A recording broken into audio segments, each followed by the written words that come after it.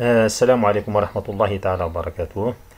Je vais consacrer une série de vidéos au logiciel GeoGebra. Alors, le logiciel GeoGebra, vous pouvez le trouver sur Internet.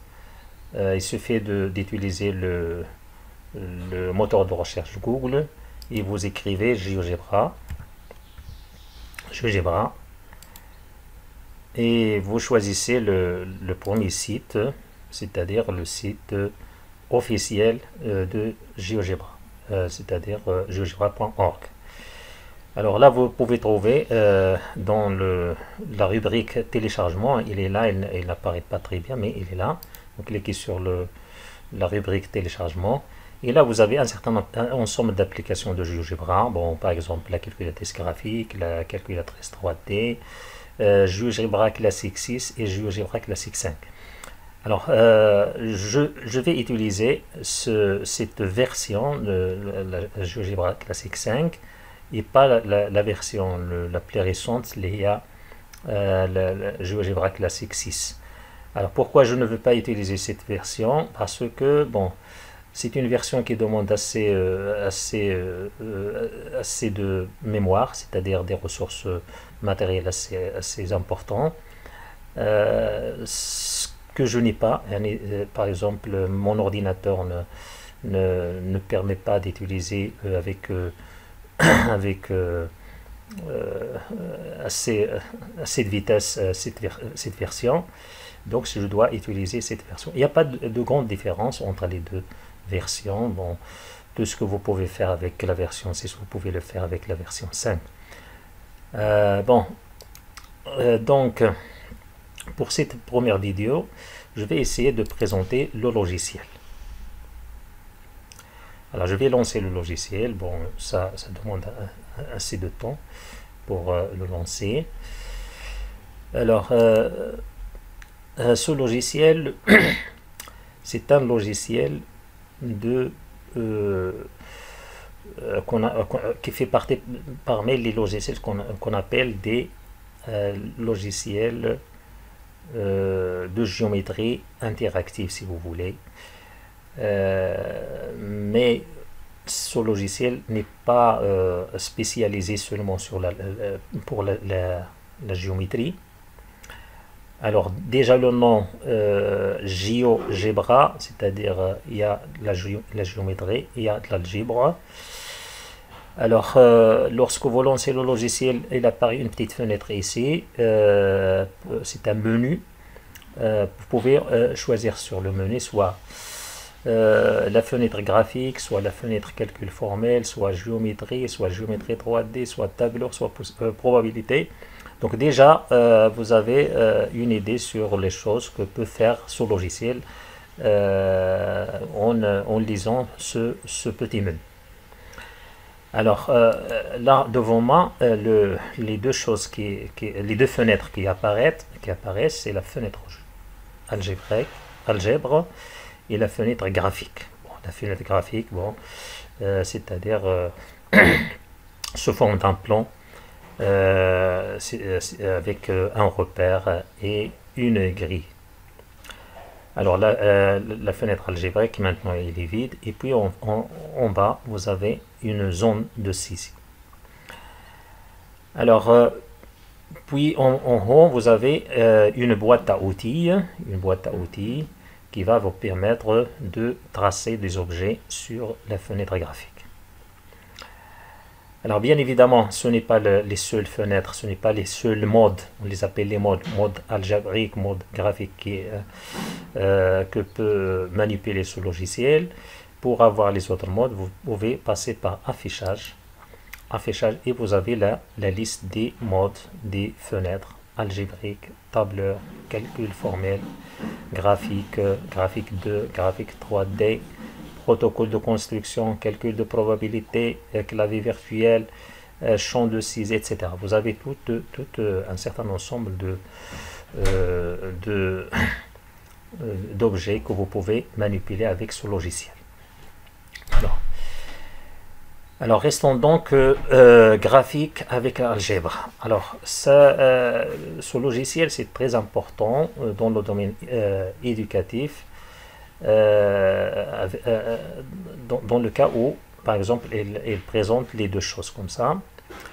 Alors, tout ce que vous placez sur la fenêtre graphique, vous l'aurez sur la fenêtre algébrique sous forme algébrique. Donc, tout objet que vous placez ici, vous aurez donc ces caractéristiques algébriques affichées dans la fenêtre algébrique. Alors, si par exemple vous voulez tracer un point, vous voulez placer un point sur la fenêtre graphique, il suffit de passer par ce bouton-là. Alors, vous avez pour tous ces boutons, vous avez une petite flèche en bas, à droite. Alors, lorsque vous cliquez sur la flèche, et donc un petit menu s'ouvre et vous avez les différents choix. Bon, point sur un objet, lier, libérer un point, l'intersection, c'est-à-dire marquer l'intersection entre deux objets, chercher le milieu d'un des points ou d'un segment ou d'autre chose. Voilà, donc ici vous avez les nombres complexes, les extréments et la racine. Et le deuxième bouton de la boîte à outils, ça concerne tout ce qui est droite, segment de longueur donnée, demi-droite, une ligne brisée, vecteur représentant d'un vecteur. Et puis pour le troisième ou le quatrième, c'est-à-dire lorsqu'on commence ici, le quatrième bouton, ça concerne donc tout ce qui est perpendiculaire, parallèle, médiatrice, bisectrice, tangente, donc et voilà, un certain ensemble de choses.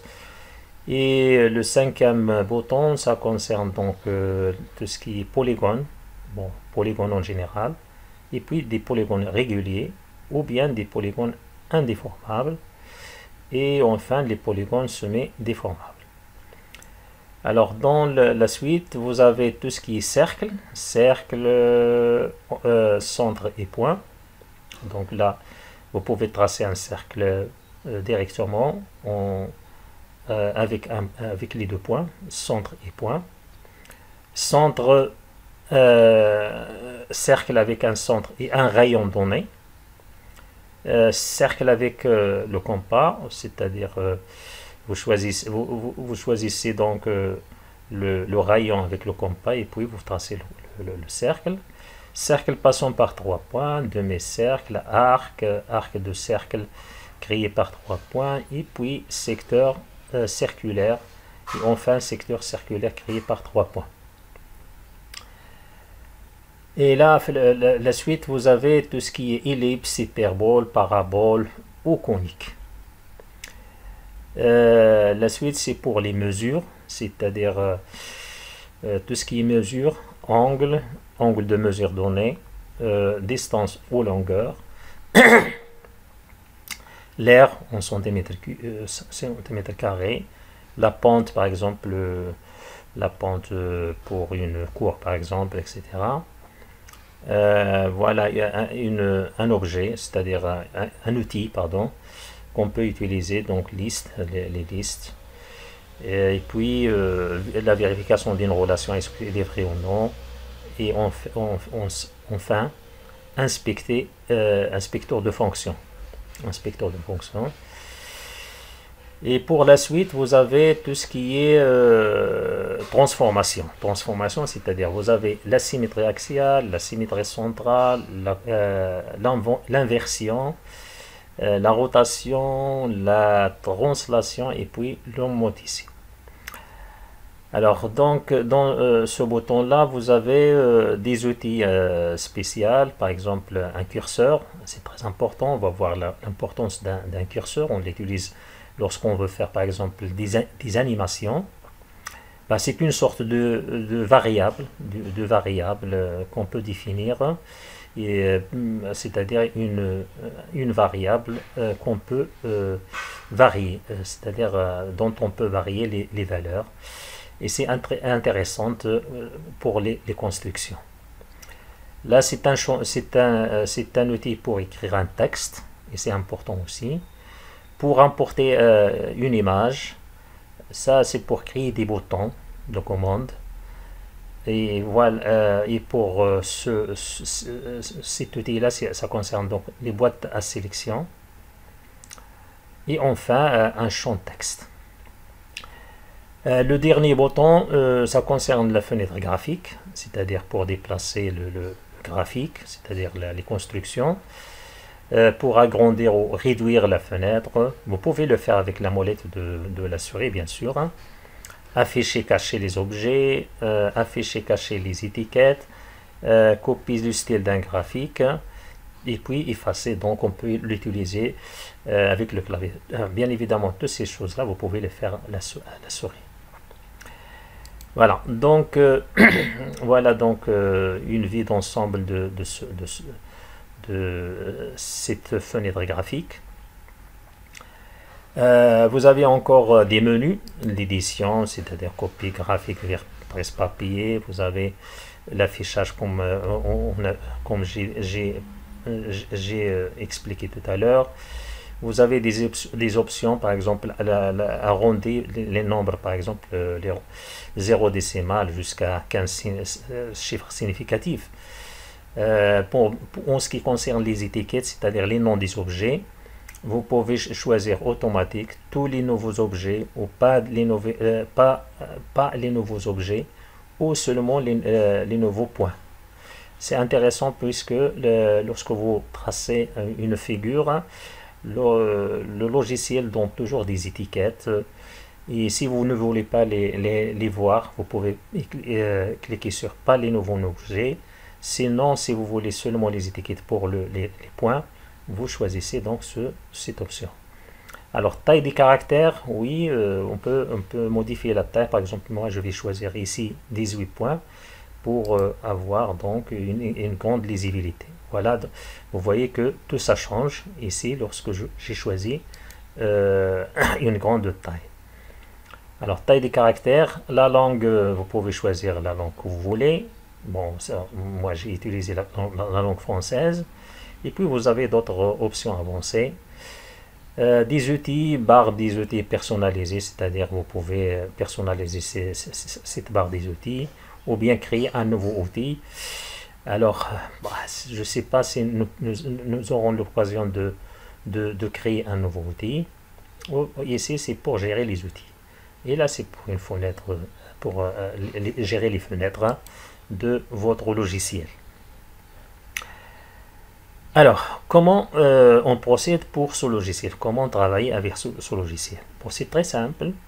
Vous pouvez utiliser la souris et avec la boîte à outils, vous pouvez placer les objets ici. Par exemple, pour placer un point, vous choisissez le point ici et vous placez le point sur la place, c'est-à-dire à l'endroit où vous voulez. Par exemple, je vais placer un point A de coordonnées 3, 3, 3, 3, voilà. Et voilà donc dans la fenêtre algébrique, vous avez là les coordonnées du point A. Je peux utiliser le champ de saisie pour faire la même chose. Par exemple, pour placer le point B de coordonnées 4-2, je peux l'écrire ici. Bon, je dois utiliser B majuscule. C'est une convention pour les points. Je vais mettre égal. Voilà donc la syntaxe, c'est comme ça. Donc je vais mettre un égal, 2 parenthèses, et puis 3, abscisse, virgule, l'ordonnée. Donc l'abscisse, donc je vais mettre le parenthèse, l'abscisse donc de 4, virgule, et puis moins 2, voilà. Et voilà, donc le point est placé ici. Lorsque je tape entrée, l'étiquette apparaît. Donc là, le point B, son étiquette c'est B. Le point A, son étiquette c'est A. Alors je peux cacher le point A avec plusieurs façons, plusieurs méthodes. La méthode la plus simple, c'est-à-dire vous cliquez sur ce point en bleu, ici, je clique une fois, le point A est disparu. Mais il n'est pas effacé, il est caché. Je clique une deuxième fois, il est apparu. La même chose que le point B, je peux le cacher, je peux le faire apparaître. C'est très important, cette notion d'afficher caché. Pourquoi? Parce que lorsque vous créez une construction, vous pouvez utiliser des droites, des cercles, etc. Qui vont vous aider à tracer la figure. Et enfin, vous pouvez les cacher, pas les supprimer. Hein. Si vous supprimez des choses, alors toute la figure doit être donc supprimée. Voilà, donc vous avez deux méthodes. Soit vous utilisez les boutons, c'est-à-dire la boîte à outils, soit vous utilisez donc le champ de saisie. Alors, je vais effacer par exemple le point B, comme ça, je vais effacer. Je clique soit ici, je peux effacer. Je clique avec le bouton droit et je vais effacer le point. Voilà, maintenant j'ai effacé le tout. Alors, par exemple, ici, pour tracer une droite, bon, je peux tracer directement la droite. Sinon, je peux placer les points. Tout d'abord, placer les points dans les positions voulues. Et puis, je vais utiliser... Alors, donc, je vais placer d'abord les points. Voilà le point A, voilà le point B. Et puis, je vais tracer la droite. Alors, chaque objet que vous sélectionnez, alors si vous voulez savoir la méthode ou comment procéder pour tracer la chose, cliquez, placez la souris sur l'objet et vous aurez ce qu'on appelle une bulle d'information qui va vous permettre de tracer donc l'objet. Par exemple, ici droite, deux points créés au nom. Moi j'ai déjà créé, donc créé au nom, donc je clique. Et maintenant, je clique sur le point A et puis sur le point. Maintenant, j'ai tracé la droite AB. Ce qui est intéressant sur le logiciel, parce que on les appelle des logiciels interactifs, dynamiques, des logiciels dynamiques, bien sûr. Pourquoi on les appelle des logiciels dynamiques? Parce que je peux déplacer les points A et le point B. Alors, si vous tracez par exemple sur votre tableau une droite, vous ne pouvez plus la déplacer. Donc, la droite que vous tracez sur le tableau, c'est une droite, c'est un cas particulier des droites que vous pouvez. Alors là, vous pouvez tracer une droite, mais ce qui est important, c'est de pouvoir déplacer cette droite et la mettre là où vous voulez. Alors, vous voyez ici l'étiquette de la droite, il s'appelle F. Vous l'avez ici. Et cette droite, vous avez l'équation de cette droite. Donc la zone algébrique, là, vous montre l'équation de la droite. Le nom d'ILH, c'est-à-dire le nom de la droite, c'est-à-dire l'étiquette de la droite. Si vous ne voulez pas cette étiquette, si vous voulez la cacher, alors soit vous cliquez sur la droite avec le bouton droit, et vous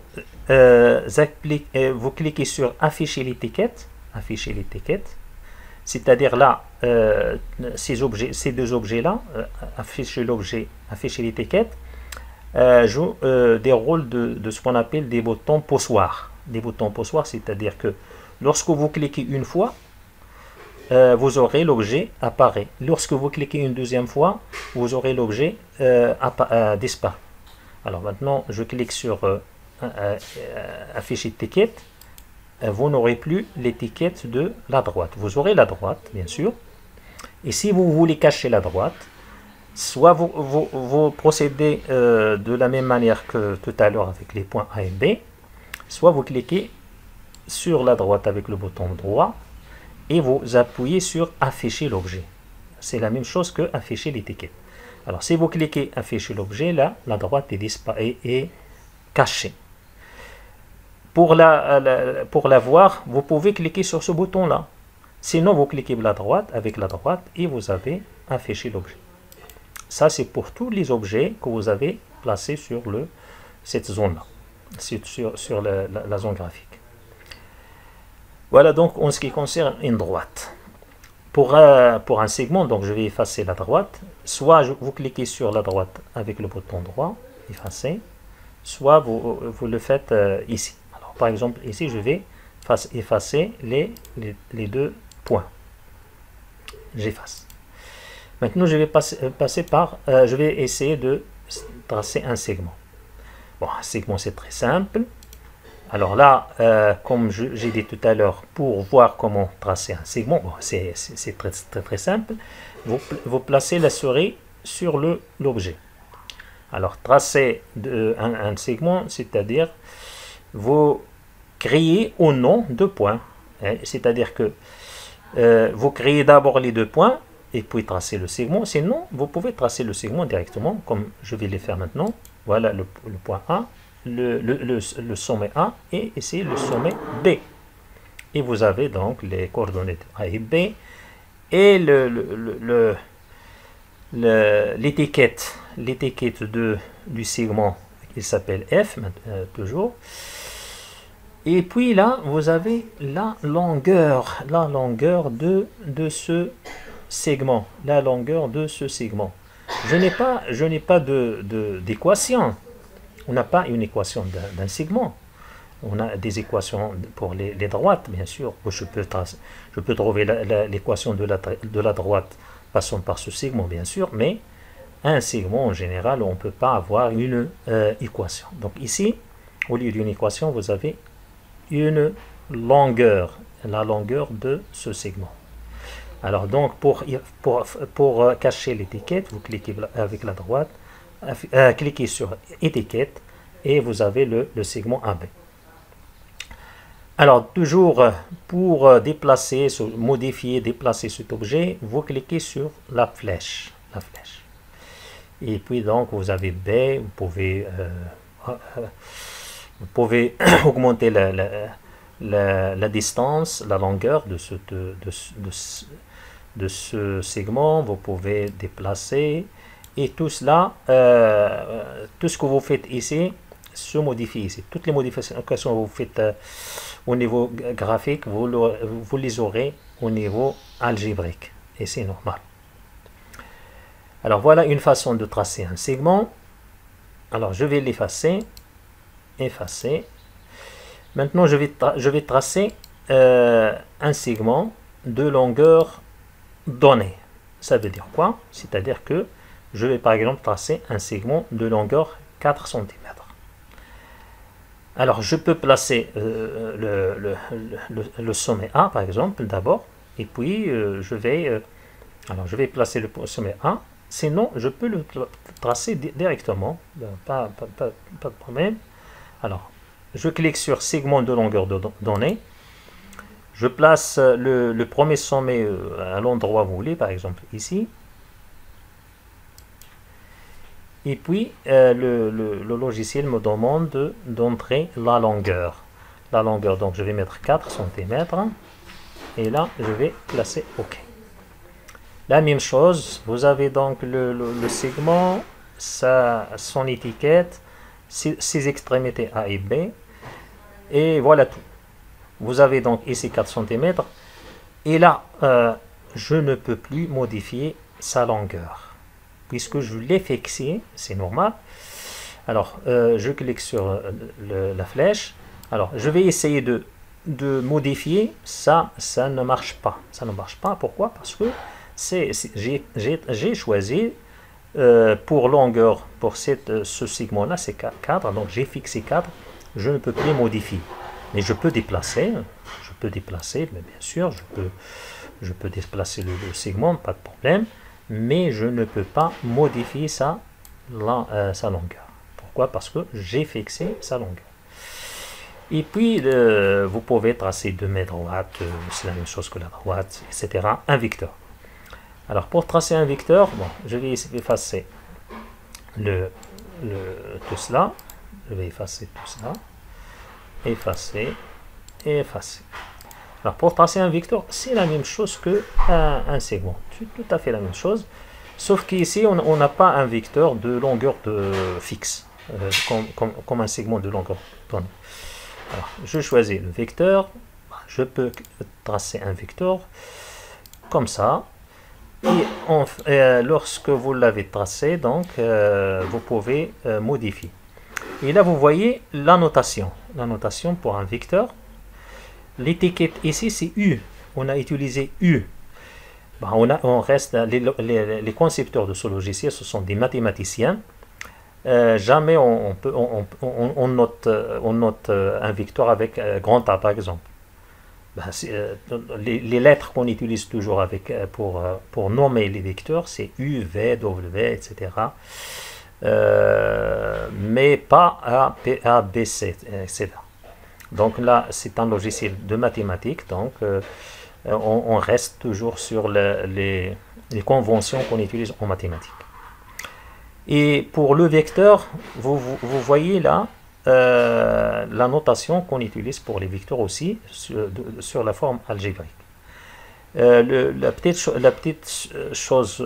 seule chose que ce logiciel ne fait pas, ne permet pas, c'est-à-dire de mettre une petite flèche sur le petit U. Alors normalement, la notation d'un vecteur, on utilise une flèche U avec une flèche. Bon, mais voilà les coordonnées. On a utilisé ici c'est-à-dire la notion de vecteur, c'est-à-dire sous forme de quoi? De matrice, etc. Donc, c'est-à-dire ici, on a la notation qui est juste la notation vraie qu'on utilise pour les vecteurs. Voilà. Donc, je vais effacer le tout. Effacer. Effacer. Effacer. Maintenant, je vais passer au quatrième bouton. Là, pour tracer des droites perpendiculaires, des droites parallèles, des immédiatrices, etc. Alors, je vais tracer une droite d'abord. Je vais tracer une droite. Voilà, une droite. Alors, pour cette droite, je peux tracer autant de droites perpendiculaires. Par exemple, ici, je vais placer un point ici, un point là, point C. Et je vais tracer la droite perpendiculaire à la droite AB passant par C. C'est très simple. Vous choisissez donc le bouton et puis vous placez la souris sur le bouton pour voir comment vous procédez. Alors ici, c'est écrit point crié en nom, c'est-à-dire le point C que je vais utiliser là. Donc, point crié en nom. Et segment, c'est-à-dire on peut utiliser un segment, c'est-à-dire on peut tracer une perpendiculaire à un segment, une droite, une perpendiculaire à une droite, une perpendiculaire à une demi-droite, ou même un vecteur, créé. Donc le vecteur doit être créé d'abord. Voilà, donc je peux cliquer sur le point et puis sur la droite. Alors là, j'ai pas choisi l'élément, donc je clique sur le point et puis sur la droite. Voilà. Bon, je n'ai pas bien tracé, je vais répéter, je vais annuler. Donc pour annuler, vous avez le bouton annuler ici. Alors perpendiculaire, donc je vais choisir perpendiculaire, je clique sur le point C et puis sur la droite. Ou bien, je vais annuler, je vais faire le contraire, c'est-à-dire je clique sur la droite, et c'est mieux, hein, je préfère cette façon, je clique sur la droite, et puis je déplace la droite, là, elle se déplace jusqu'à ce que vous cliquez sur le point choisi. Donc voilà. Voilà. Donc pour un segment, c'est la même chose, je vais par exemple tracer un segment. Voilà un segment. Pour tracer une droite perpendiculaire à ce segment qui passe par exemple par ce point, je vais placer un point à ce point. Je vais choisir perpendiculaire. Je clique sur le segment et puis sur le point. Et comme on utilise un logiciel dynamique, alors vous pouvez modifier le point et la droite reste. Vous pouvez modifier, déplacer le point E et vous aurez toujours là la perpendicularité.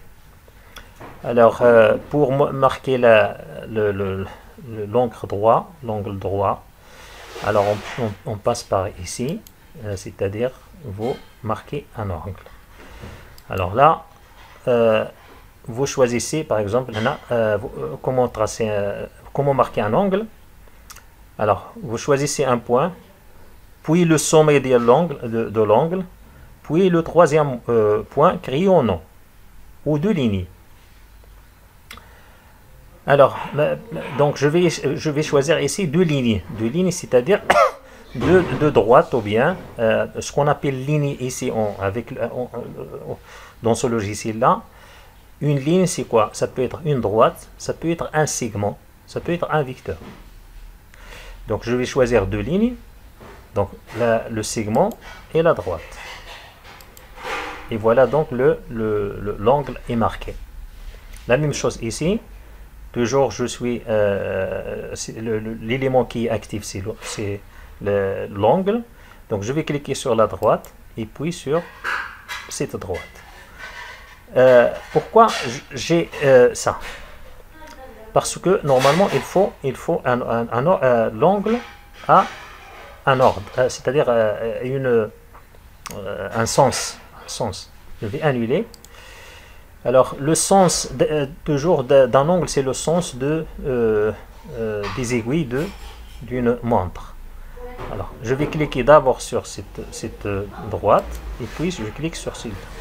Et vous aurez l'angle 90, c'est-à-dire là, comme ça. La même chose ici. Voilà. Donc, la chose dont il faut retenir ici, ce qu'on appelle ligne, c'est une droite ou un segment ou une demi-droite ou même un vecteur. On les appelle des lignes pour ce logiciel. Alors, je vais supprimer tout cela, je vais effacer tout cela. Je passe par édition, tout sélectionner, et puis je vais cliquer sur la droite et effacer. Voilà, j'ai tout effacé. Maintenant, on va voir la notion de parallélisme. Bon, c'est la même chose que la notion de perpendicularité. Donc, je vais tracer une droite d'abord. Voilà, comme ça. Je peux tracer autant de droites parallèles à cette droite qui passent par des points voulus. Par exemple, je peux tracer une droite qui passe par ce point et qui est parallèle à cette droite-là. Je ne sais pas si ça va, oui. Qui passe par ce point-là, et qui est parallèle à cette droite, par ce point, et qui est parallèle à cette droite. Voilà. Pardon. Voilà. Je peux tracer une droite parallèle à celle-ci, qui passe par ce point par exemple, etc. Voilà, donc je vais annuler tout ça, je vais annuler. Voilà. Qu'est-ce qui reste encore? Bon, la médiatrice, il suffit de tracer un segment et de choisir la médiatrice. Les bisectrices, il suffit de tracer un angle et chercher la bisectrice, etc., les penchants, etc. Alors, pour tracer un polygone, c'est tout à fait la même chose. C'est très simple. Il suffit de cliquer sur le premier point, par exemple pour tracer un triangle, le deuxième sommet de triangle, troisième sommet, mais il ne faut pas rester là. Il faut terminer. Alors, pour terminer la figure, il faut repasser sur le sommet A. Sinon, hein, vous pouvez tracer d'autres choses. Voilà, donc ici vous avez un triangle et là vous avez les étiquettes des côtés, côté C, côté AB appelé C, côté AC appelé B, côté CB appelé A. Voilà donc les longueurs de ces côtés, B c'est 5, A c'est 6, etc. Vous avez A, B, C, etc. Et vous avez donc ici, vous pouvez afficher des choses comme ça. Alors, Alors, dépendance, type d'objet. Alors, les objets que vous avez les points A, B, C. Vous avez les segments A, B, C, petit A, petit B, petit C. Et vous avez le triangle appelé T. T1, pardon. T1. Et là, vous avez l'aire de ce triangle. Les côtés, côté petit c, petit b, petit a, vous avez les longueurs de ces côtés. Et puis vous avez les coordonnées des points A, B, C ici. Donc vous avez toutes les informations de ce triangle ici, avec le triangle, il est nommé T1, son aire, c'est-à-dire la surface il est de 9. Et là, vous pouvez donc modifier. Et tout ça modifie, hein, tout cela, ça modifie, bien sûr, hein, bien sûr que, voilà. Voilà donc un triangle. Parce que vous avez fait avec un triangle, vous pouvez le faire avec tous les autres objets. Voilà, donc maintenant je vais effacer le tout. Je vais effacer le tout, effacer le tout. Qu'est-ce qui reste? Alors, vous pouvez tracer des polygones réguliers. Par exemple, pour tracer un carré, vous cliquez ici, et puis vous choisissez donc la longueur d'un côté, et puis le logiciel vous demande d'entrer le nombre de points. Donc les polygones, si nous avons mis 4, ça concerne donc un carré. Si vous mettez 5, c'est un pentagone. Si vous mettez 6, etc., 8, etc. Alors je vais laisser 4 et vous aurez donc un carré. Vous aurez un carré que vous pouvez déplacer et vous pouvez modifier la longueur de son côté. Hein. Vous pouvez tracer, vous pouvez déplacer. Voilà.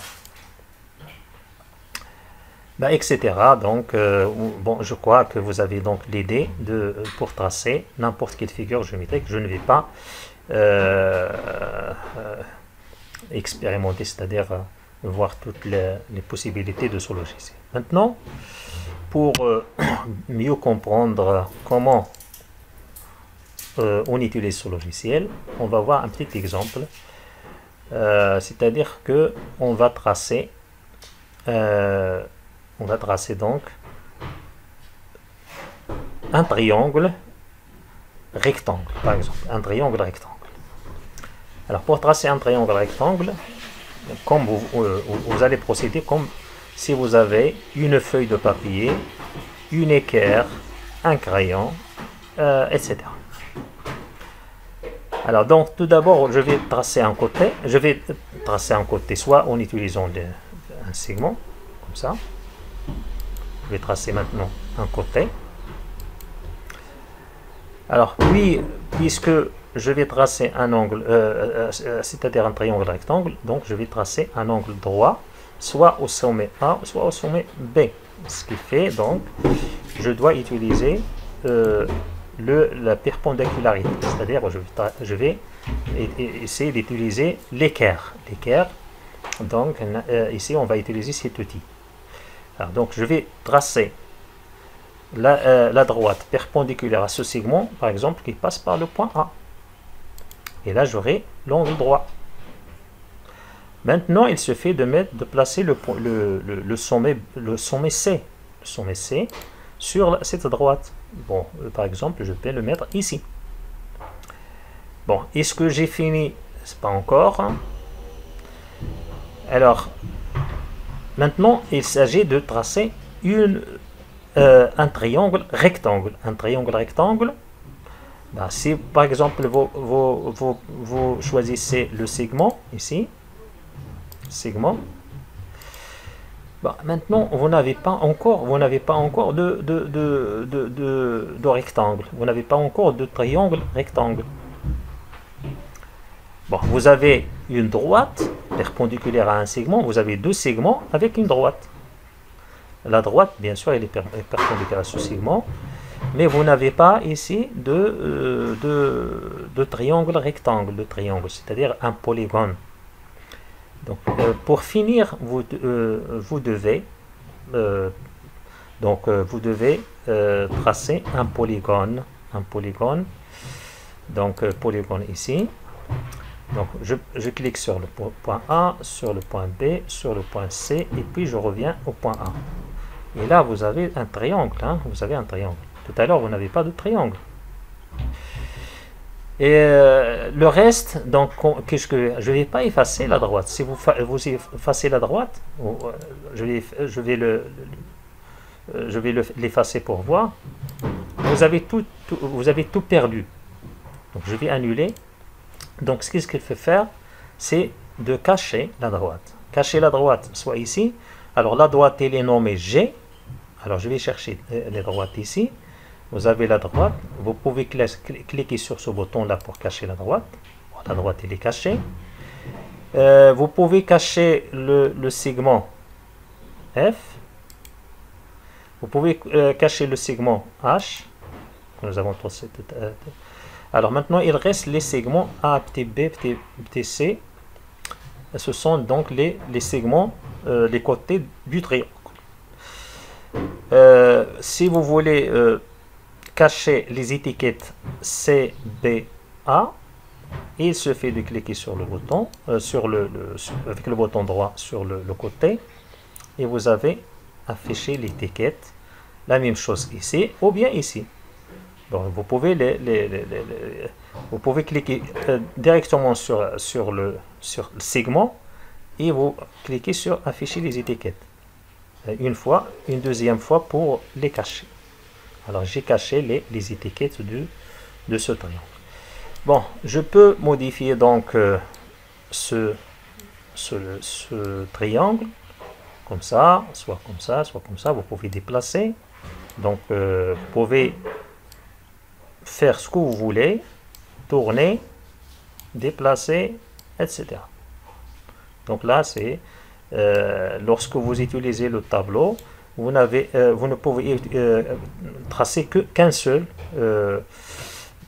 et unique cas d'un triangle rectangle. Alors qu'avec ce logiciel, vous pouvez tracer une infinité de possibilités avec ce logiciel. Voilà. Donc je vais m'arrêter ici. Je crois que vous avez une première idée sur le logiciel GeoGebra. Bon, je n'ai pas abordé les autres options de ce logiciel. On va les voir après. Je vais les voir. Pourquoi? Parce que ça risque de prolonger la vidéo. Donc je vous remercie. À la prochaine vidéo, Inch'Allah.